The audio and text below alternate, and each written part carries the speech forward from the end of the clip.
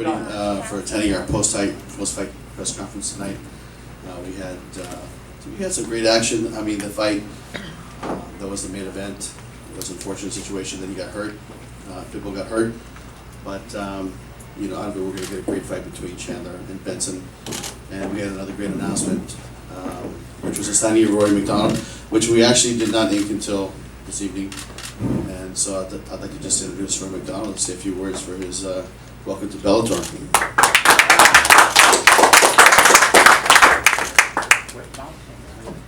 Well, it's an honor. You know, it's been a long time in the making. You know, I've had a lot to consider, probably over a year.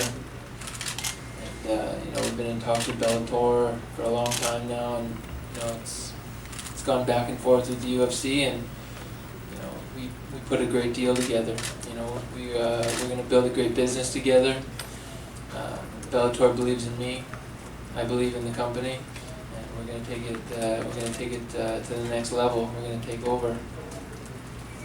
So if you guys could raise your hands and wait for the microphone, ask some questions. Rory, can you talk about the free agent process and maybe name some of the factors that led you to eventually sign with Bellator? You know, for contract negotiations, you know, it went pretty well. It went pretty smooth. You know, Scott and the guys here at Bellator, you know, they're very professional and easy to talk to, and you know, very approachable. So, you know, right away I knew there was a good vibe between us. You know, so I had it in my mind that I was going to end up here. It was just a feeling, you know, an intuition. So, you know, I'm really happy with the way it worked out. And the deal, you know, I couldn't ask for better. They're treating me excellent already. Would you say it was closer to being a fun process for a professional athlete, or was it closer to stressful? Like, can you talk about, you know, going back and forth, restless nights, maybe no sleep, and ultimately coming to a decision? No restless nights, maybe for my manager, but you know, I felt confident going into this negotiation. I wasn't too stressed, you know. I know my worth, and I was sticking to it, you know. And now it's just about putting on a show, getting out there and taking that belt. I heard 2 weight classes. You are interested in 2 weight classes. Where do you want to start off? Oh, 170 for sure. You know, I wanna challenge the champion there, and I want to go to 185 and take that one too. Other questions? Front row? Yeah. James from the MMA Complex. Rory, do you have an idea when you want to have your first fight in Bellator? It's gonna be in 2017. I'm gonna say summer, but we'll see what happens. It could be before that, but definitely 2017. And for Scott, obviously, you know, Rory's a big superstar in Canada. Is Bellator going to focus on the Canadian market for this year and on? I mean, I think that we definitely will go to Canada with Rory. I think that it's a great opportunity. He's a big star in Canada, so one of the major markets will definitely go in 2017 when Rory's in. Question for Rory over here on your left. When Benson Henderson came over, he got an immediate title shot. Is that something that you're looking for as well? Yep, 100%. At 170. Yep. Josh. Scott, are you gonna give that to him? Is he gonna get it? I mean, that's a long time from now. I mean, not like it happened in our division. I mean, listen, I think we have the best 170-pound division in the planet right now. If you think of Koreshkov, Paul Daly, Rory MacDonald, Lima, MVP, Fernando Gonzalez, I mean, it's a stacked division. So a lot's going to happen between the time now and the time that he's ready to fight. So let's see how those other cards play out, which we'll have announcements probably in the next month. That's what we're going to do with that division. But we have some exciting things happening, and you know me, we like to mix it up a little bit. So we'll see. Rory, is there a reason you want to wait basically a year to fight again? Is there? You know, I want to give my nose 100% time to heal. Last time I didn't treat it the way I was supposed to. You know, I was too hungry to get back in the gym to get in there and spar with guys to fight. And that's just in me to just go all the time. but I really have to pump the brakes on this one because I can't be taking a year off between every fight. That's just not what I'm about. So once this I'm gonna give it the time it needs to heal, you know, back to 100%. Then hopefully I can fight once a quarter, you know, a quarter. So that's the plan. Had you attended a Bellator before, or was this your first? This is my first. What were your thoughts on the night, and can you compare it to what you've been used to from the UFC promotion? How do you, differences, things that stood out to you? Big difference. The production of the show, that just stands out right away. You know, that the big the screens, the entrances. You know, it's just they do it bigger. They do it right here. It's a fight show here. You know, they want to promote a fighter. They want to build it. It's just, you know, it's not generic where everyone's wearing the same thing. You know, we get to be our own individual self and promote ourselves. You know, there's you know, where I was before, everyone's wearing the same uniforms now. We're all walking out of the same boring, you know, dressing room or the gate. You know, it's boring. People are tired of that. Question back? Here, Rory, when you say that UFC didn't match the offer, that means they didn't offer you anything, or they get close to it? They offered, and they gave a decent offer, but you know, I just don't feel it was anywhere near you know, what Bellator was giving me, and you know, there's also other factors that aren't monetary. You know, there's a lot of opportunity that Bellator is giving me, the belief that they have in me, the weight that they're putting on me to promote me to go into Canada. You know, we're going to take Bellator into Canada and we're going to do it big. You know, we're going to reinvigorate that market. Those fans are going to get a proper fight show again. Have you think in your adaptation process, do you think it's going to take you a while? Sorry? Your adaptation process here in Bellator? It's a fight, man. I'm going to walk down that cage, I'm going to get into a scrap, man, and knock people out. Scott, any other targets? You're bringing talent, a lot of talent right here to the company. Any other targets? You know, there's you know, there's the free agent market. You know, is something that comes up from time to time, and not every free agent that has approached us or come to us and said, hey, you know, we're a free agent now. We'd like to have you guys engage with our fighters, and but not every free agent do we want to pursue. So there's certain people, you know, like Matt, like Benson, like Rory, we felt that could move the needle for us and really help this company along. So we're going to go after every free agent that's out there, and if you're a fighter fighting in a different league and you want to exercise the option of free agency, that's how you'll know your value. And to me, I think Rory did the right thing, and why wouldn't you? Because if you don't, you're going to only know what one company is offering. You know? And this is good for the MMA industry, not just for Bellator or whoever. I mean, you need to have two buyers. When there's only one buyer, then the price will ultimately go down at the end of the day. Last question up here. Right. Sorry. Go ahead, David. All right, couple questions for Rory. I'll start first with Twitter. I mean, you coming over, we've done, I think, over 100,000 social media impressions alone, and some of the questions that come up are, how much did the Reebok deal and the UFC sale factor into your decision? You know what, it wasn't a major thing for me, but you know, it's a part of it. You know, like I was saying before, we walk into that cage like every single other person out there on the roster. We're basically like a robot walking in the cage with the same jersey on. There's no difference between this guy and this guy. It's boring, I find. It's very plain, you know.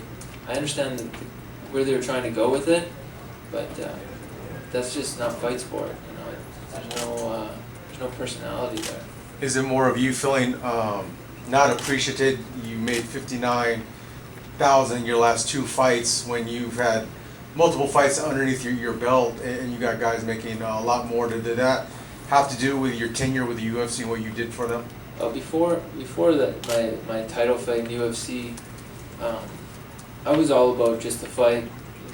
You know, I always was like, the money will come, I'll deal with it when the time is right. I just wanted to get in there and fight as much as possible, fight the best guys, and I think that's the spirit a lot of the fighters are carrying now. They don't want to worry about the business end of it, but you know, times are changing. People are starting to be more aware. You know that you got to start making some profit out of this, not just the promoters. The tide is turning. And for me, that title fight against Robbie was an eye opener. It was like, okay, we got to the show where you wanted to go. Didn't work out, but now it's the time to start making some money. And last part of the question is, were you slightly hurt in your last fight? And then the last question is for Coker and you. Does it hurt when like someone like Cowboy Cerrone doesn't even listen to an offer that you may have on the table? Does that hurt fighters and what you guys are trying to do moving forward in the future? I think that just hurt himself, really. Yeah. That's a personal decision on his behalf. I don't know his deal. I don't know too much about that. But what was were the you first slightly question hurt? you made? Were you slightly hurt in your last fight? I slightly hurt. Were you hurt going into your last fight against Wonder Boy? Going in? My nose was broken. That was it. I knew it was busted before, so I mean, that's it. Alright, we're gonna have a photo op right here, and then we'll get the main event fighters from this card. Absolutely huge fight. So it's going to be a great, great end to this year, and I'm looking forward to it. We've had, great fights tonight. We got great fights coming up again. But I just want to say thanks to all the fighters. Amazing fights, some new talent really showing off their skills tonight, and to our production teams who are going to be spending the night. We're going to do it again tomorrow for the PBC. Of course, you're all welcome to come back. We have a great fight tomorrow, and hoping we'll see you guys tomorrow. So thank you, Mr. Coker, for a great night. Thanks, John. At this point, why don't we just open it up to the fighters for any questions from the media? Question over here. First question for Benson. You were visibly upset, and I actually heard you yell out, "Who played that song? Who played that song?" What can you talk about that a little bit? Us fighters, we're pretty emotional individuals, and especially right at that time, right at that moment, we're pretty emotional, we're pretty worked up, so I think I might have had a slight little bit of an overreaction. I apologize for acting like a child in there. But yeah, I was upset that they kind of misplayed my walkout song. I think my walkout song is a pretty decent staple. People know what my walkout song is, and they got it wrong, so I was upset a little bit more than I probably should have been. But did that play into your psyche as you started the fight? Because I know there were some bluebirds. Once the fight starts, the fight starts. You can't make any excuse. Oh well, he dyed his hair yellow. I wasn't expecting it. Oh, he did this or the wrong walkout song or this or that. Yada yada yada. No excuse. Once the fight starts, and my performance was what it was. Now, in the freak injury that happened, you said in your post-fight interview that it was due to you checking the kicks. Yep. Is that what it was from, or was it how he stepped? No, it was pretty confirmed. It's from the check kicks. After the whole Anderson Silva thing, people started working on the whole check and kicks things. Our gym copied like everybody else does, and we started practicing checking kicks, and not just like checking, but doing a knee check, leaning into it a little bit. And I would have never guessed. I would have never put any money on me winning the fight from check and kick. But if Chris Weidman takes a W that way, I'll take a W that way too. And lastly, what were you a little bit drawn out from the weight cut down to 55, and what was your game plan going into the fight? I don't think the weight cut had too much of a negative effect. Obviously, the weight cut has an effect on your performance period, but I wouldn't say it was too much of a negative effect. And going into the fight, the game plan was to go beat him up, and I got my hand raised. Question for AJ. You look pretty impressive out there, explosive. You're under the spotlight a little because of your dad. Is that under pressure because of that, and you're kind of fighting close by? For me, no, man. When I'm in there's no pressure. I'm in there having fun, doing what I'm supposed to do, and that's put on a show for the people. So as far as my dad, it just pushes me to train harder. Just having that last name McKee, everyone definitely thinks I'm gonna go out there and wrestle, but at the end of the day, I'm gonna be in there letting my hands do the talking for me. So I just love to put on a great show for the people. Question in the back over here. AJ, Derek Buff from MMA Latest here. When you had the arm triangle on the ground, how close was it to being stopped, do you think? Honestly, I was sitting there with it, and I was like, arms are burning a little bit. I don't know if I want to put too much energy into it. So I didn't feel it quite under the neck. That's kind of a hard choke to finish. So I just kind of passed it by and started looking for other options, you know. Just didn't want to spend too much time, too much energy on it. Right. How close do you think you are to that title shot? Whoever, whenever, man, sign that dotted line. Hopefully, I want it in 2 fights, you know. I want to be the youngest champ ever.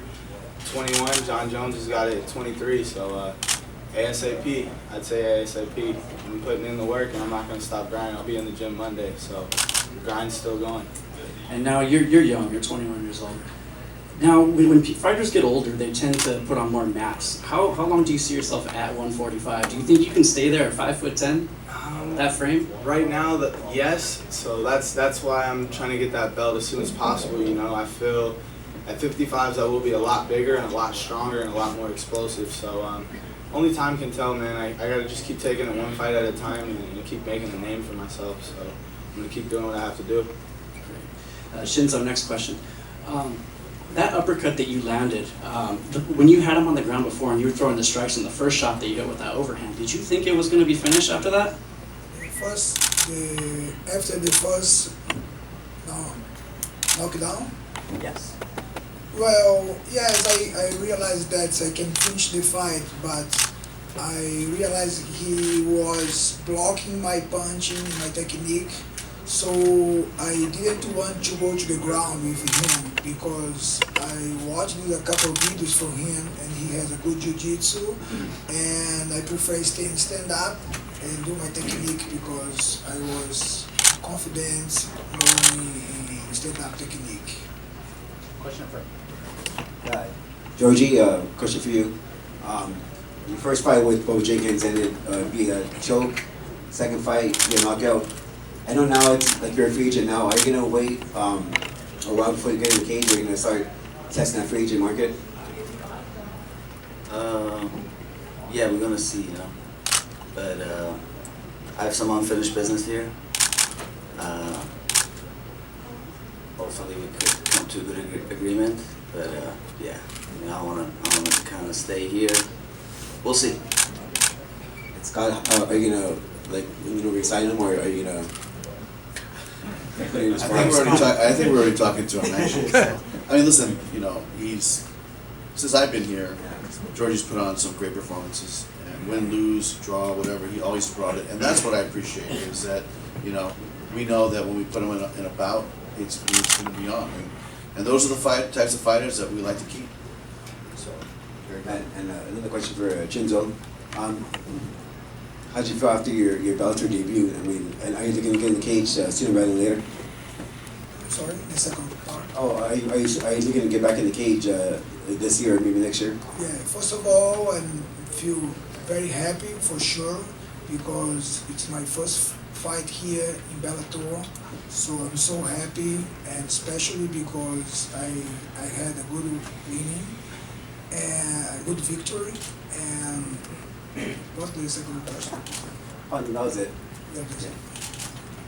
Question right here. Georgie, can you talk about when you caught his kick, you know, you had his foot, there's options like a trip or maybe trying to grab a single, and then of course you went with the heavy hands and got the takedown. Like, how fast is your mind moving, and do you train those situations and all the different options you have with that? You just gotta let it happen, you know. I wasn't there to kill him, so he gave me the opportunity and I landed that hand, so I'm either to kill them or get killed, so it doesn't matter to me. You had a large contingent from the IE, I imagine. Could you hear that? Could you feel that? I mean, they were probably some of the more vocal crowds tonight. When I was fighting, no, because I was in the zone. But after, yeah. After I could see all the crowd. Question for Benson. What did you and Jeandra say to each other afterwards when you guys were posing? I didn't really hear what he said. To be honest, he mumbled something and I was like, yeah! I'm not sure what he said, but I'm sure it wasn't anything like, too positive towards me, so I was like, yeah, okay.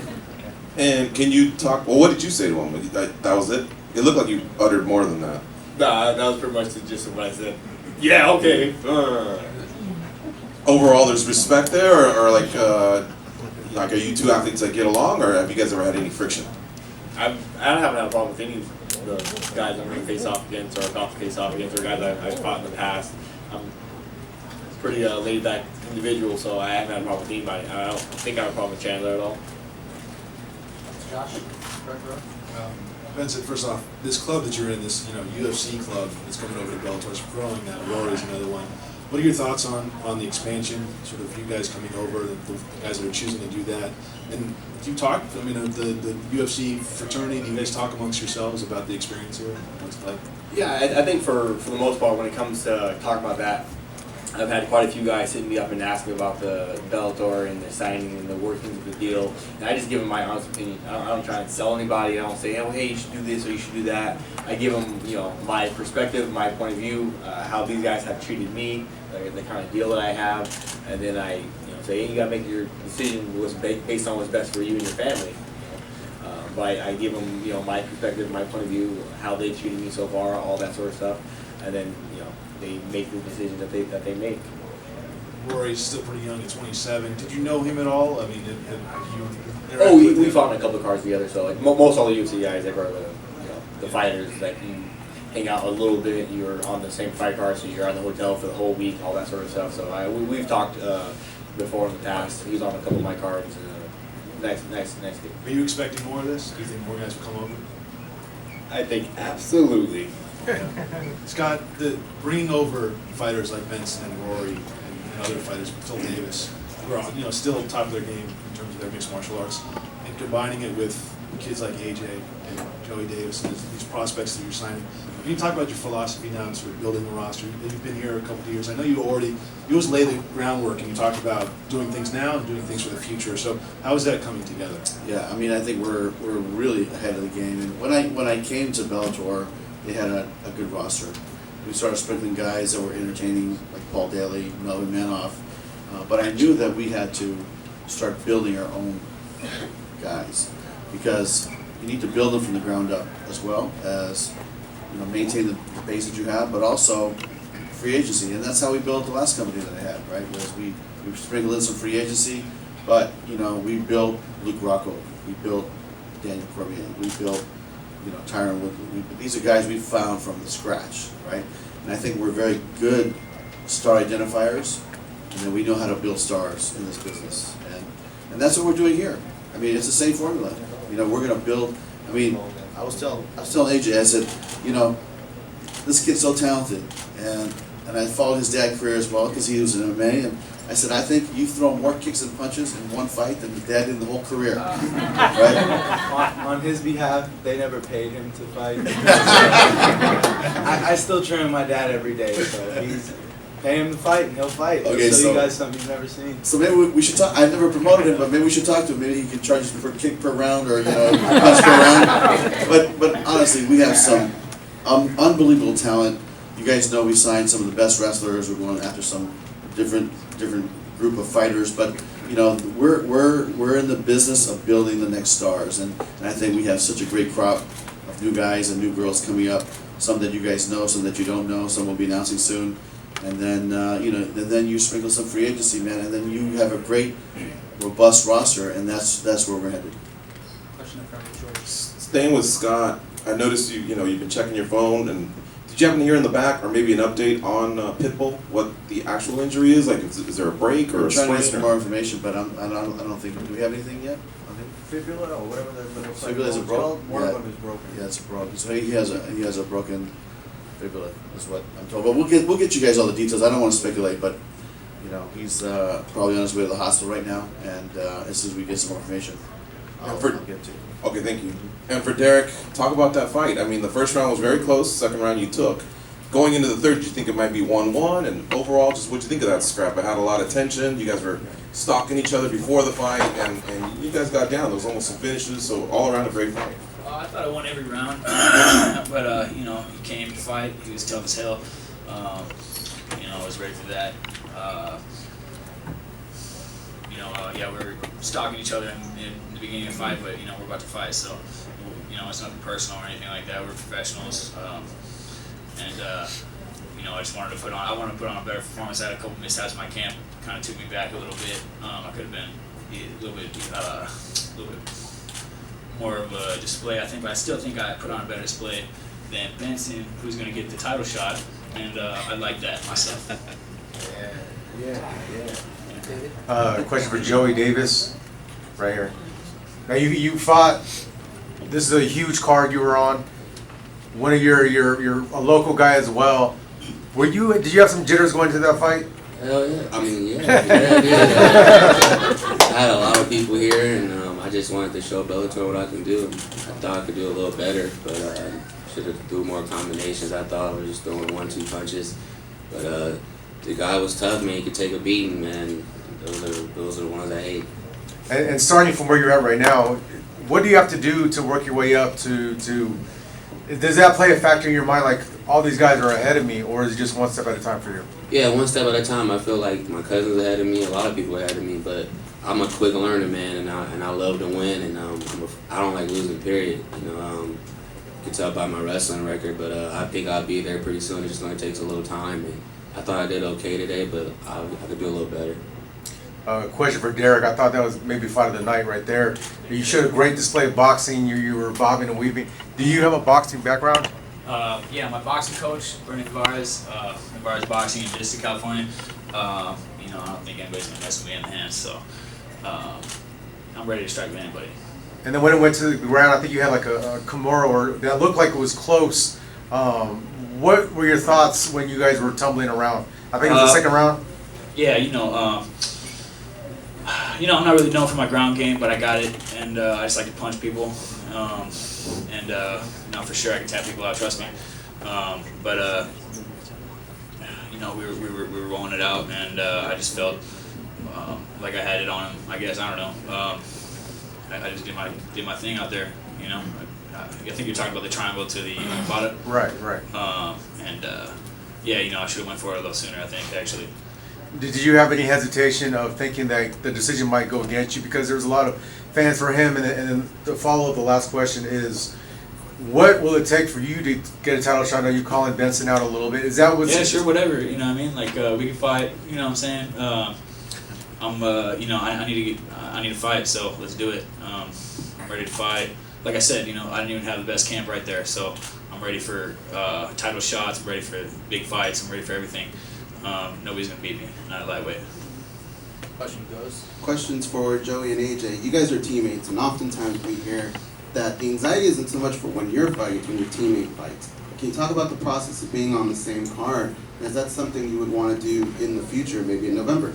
For me, there's no anxiety. I would love to do a father-son fight, be the first in history to do that. Nobody's done that. So, hey, I'll corner my dad will corner me. Let's do it, dude. When I'm in that cage, I'm having fun. I enjoy coaching, I enjoy helping, this is just what I do. I have fun with it. There's no pressure at all for me, at all, anytime. For me, it was, this was always been my dream to fight my cousin one time, you know what I mean? And the whole day has just been a blessing for me, so I'm just happy right now, man. Lost for words. I feel like I was more nervous for his fight than mine, honestly. I was sitting on the cage like just trying to coach. It was unexplainable. He yells at me a lot, And I'm older. I see little mistakes, but for a month and a half of training, for him to come in here and do that, I'm so proud of him, man. He's gonna be right there, right behind me, I feel like we're gonna be the face of Bellator. Anybody feels otherwise, step in that cage, sign the dotted line, and we'll prove you wrong. Question back, Marcos. Question for Ben. Ben, what'd you make of how the fight was going up until the stoppage? I felt like I couldn't get started. I felt like he was sitting down on the, fastball, waiting to let something loose. I was like, he's been trying to hit me. But, I felt like I just couldn't get started. The second round started going, I started getting my jab going a little bit better, started pushing the pace. So I was trying to go forward to engage, but he kept doing a good job of being elusive, dancing around, and just couldn't quite get started the way I would have liked to.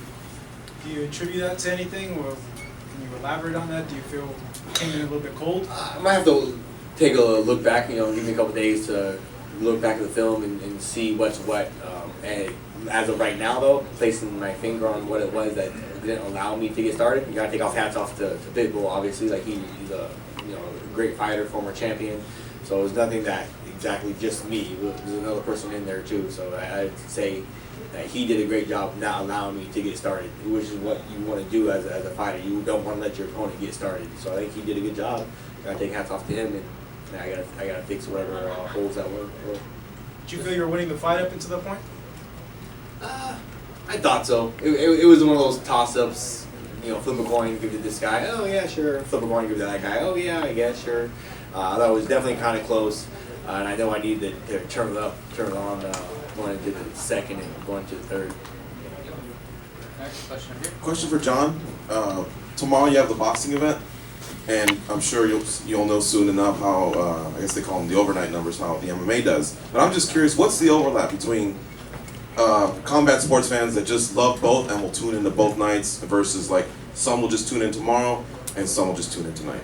Well, I mean, part of doing this whole event was that we have 2 premier properties, and we wanted to put them together. There's a lot of, I mean, not just to create a great weekend, because there's a lot of efficiencies, but, you know, we believe that, you know, combat sports fans love a good fight, and we're hoping to introduce fans who maybe haven't come to a boxing match to come, be here tonight, hear about it, and come back tomorrow. Got the word out that, you know, we'd like to see more crossover in those.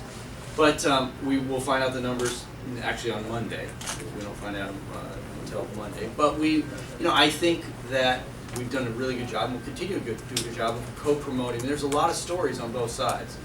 We try to tell those stories. We have the best production team in the world. We try to tell those stories. And if you saw the show, we're talking about tomorrow night.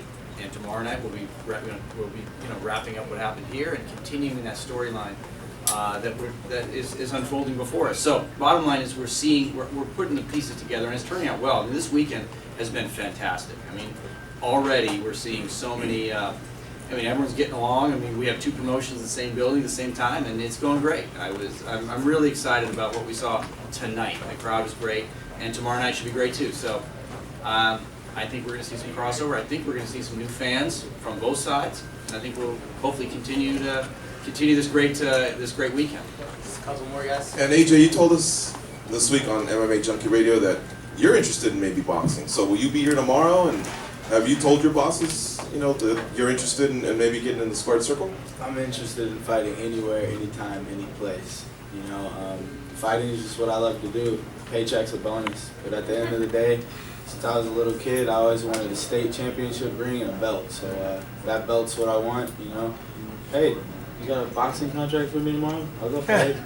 You want me to fight, I'll fight, It's all entertainment, so you build a name and people, it's a supply demand thing, You build a name and you can do whatever you want. So, Question else? Question for Ben. Since Rory MacDonald's now in Bellator, do you have any interest in moving back up to potentially fight with him, maybe in Canada or in the Dynamite event? I'm pretty much open to everything. Scott signed me, Bellator brought me over here. 4 big fights. That's the reason why I always sign. Big fights at 185, big fights at 170. I'm game. You need a fight on 2 weeks' notice, 1 week notice? Sure, no problem. You need a 5-rounder on 1 week notice? Sure, no problem. I'm your guy. I can give it to you. So facing off against Rory or whoever at 170, yeah, no worries. And then question for John and Scott. Do you guys feel like mixing both boxing, kickboxing, and MMA really harms your brand because people don't really know what to focus on? It's just Spike TV Sports and MMA and then kickboxing and then boxing. Do you feel like it's content overload, especially all in one weekend? I'd like to just start. I grew up a boxing fan. I love boxing, man. I'll be here tomorrow to watch the boxing fights. And, if you look at all these guys up here, there's not one guy up here that doesn't have a boxing coach and working his boxing skills. MMA is boxing, kickboxing, jiu-jitsu, wrestling, all combined. That's mixed martial arts. So everybody up here, I'm sure they're all boxing fans too, and they love to watch a boxing fight. So it's part of modern day martial arts. You can't separate it and say, well, are you a fan of this or a fan of that? You have to be a fan. If you're a martial artist, a mixed martial artist, you're a fan of everything, and you're using everything together as a fighter, an eclectic style, but boxing is a big part of that, and I think you saw some of that tonight. And all these guys are talented. You know, these guys. I think that, listen, if their focus was to go be a boxer, I think they could do it. And same thing with the boxers. If their focus is to be an MMA fighter, they could probably do it. And so I don't think that that's, you know, the way I look at it is it's part of martial arts. It's not separate. And then when you say the brand, I mean, like Spike is the home of, you know, combat sports. You can watch kickboxing on Bellator, you can watch Bellator MMA, and you can watch boxing. I mean, tell you what a better way to spend the weekend. And that's how I feel. I mean, John? Yeah, I totally agree, and I feel like it's not overload. I think it's not enough. I'd love to do this. I'd like to do this more often. It's been great. One or two more guys over here. Scott, since you guys are going to San Jose, I'm curious, will you, like, I'm thinking of Josh Thompson, is he ready to go again? May he be featured on the card, and are there any other names that you can already share with us? We announced the fight earlier today with MVP and Fernando Gonzalez, and then the main event will be Jeandra versus Benson Henderson. That's going to be the main event. But we also have two other fights that we're going to announce, or three other fights actually we'll be announcing probably next week. But you know, that's going to be the big fight, is the main event between Benson and Jeandra. Can I fight? You can fight anytime you want. Let's do it. Last question from David. Question for Scott. We've seen it's cliche. MMA is the fastest growing sport in the world right now, but what's really growing as well are personalities, the talk.